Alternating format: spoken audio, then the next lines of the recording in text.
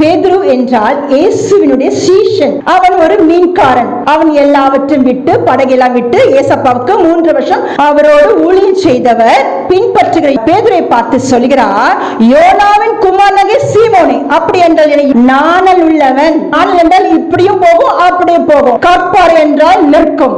ஆனால் கர்த்தர் இவனை பார்த்து சொல்கிறார், இவர்கள் அதிகமாக எனக்கு அன்பு கூறுகிறாயா? எவர்களில்? அதற்கு அவன், ஆம் ஆண்டவரே, உம்மை நேசிக்கிறேன் என்றான் என்பதை நீ அறிகிறீர். அதற்கு அவர், என் ஆட்டுக்குட்டி மேய்ப்பாயாக. ஏசப்பா சொல்றாரு, பா, அன்பு கூறுகிறாயா? அவன் சொல்கிறான், நேசிக்கிறேன். அன்பு என்றால் என்ன? எனக்காக நீ ஜீவனை கொடுப்பாயா? நீ எனக்கு என்ன கொடுப்பாய்? அன்பு என்றால் கொடுக்கிறது. இவன் சொல்றான், நான் நேசிக்கிறேன், நீங்க கொடுங்கப்பா.